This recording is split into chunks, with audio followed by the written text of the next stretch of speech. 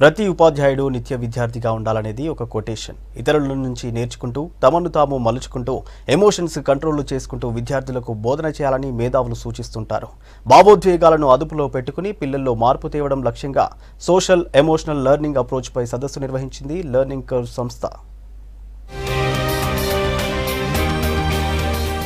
తరగతి గదుల్లో పాఠ్యాంశాలే కాకుండా ప్రాక్టీస్ కూడా ఉండాలన్నారు సాంఘిక సంక్షేమ శాఖ కార్యదర్శి ఆర్ఎస్ ప్రవీణ్ కుమార్. అప్పుడే నైపుణ్యాలు పెరుగుతాయన్నారు.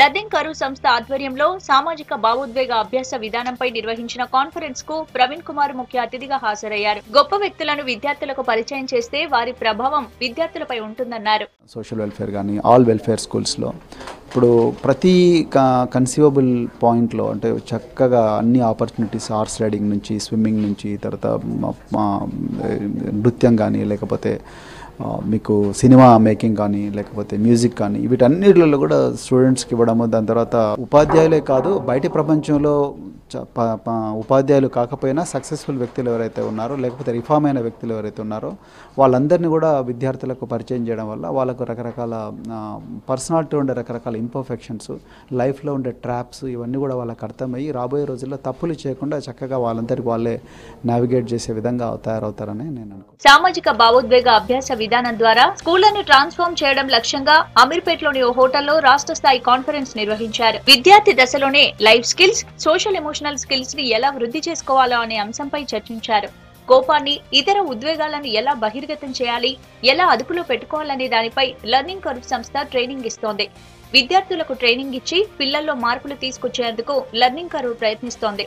ప్రభుత్వ ప్రైవేట్ స్కూళ్లతో కలిసి ఈ సంస్థ పనిచేస్తోంది. Social and emotional learning is an important component of personality development and it shapes the future of children.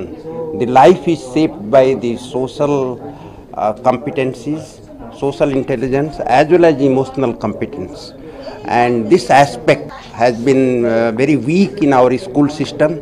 So the purpose of this initiative is to bring in this kind of learning in schools and make the education more holistic, more valuable for the children, for society and for the nation as a whole. పేద పిల్లలకు మంచి చదువు అందించేందుకు social welfare learning foundation ఏర్పాటు చేశామన్నారు programme manager జ్యోతి.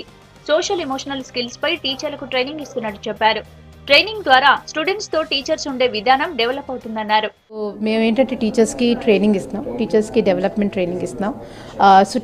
ఎందుకంటే మేము believe చేస్తాం ఏంటంటే టీచర్స్ ఫస్ట్ ముందు స్ట్రాంగ్గా తయారవుతే, టీచర్స్లో ముందు ఆ సోషల్ అండ్ ఎమోషనల్ డెవలప్మెంట్ వాళ్ళ గురించి తెలుసుకొస్తే వాళ్ళు ఒక పిల్లలతో మంచిగా కనెక్ట్ చేయగలరు.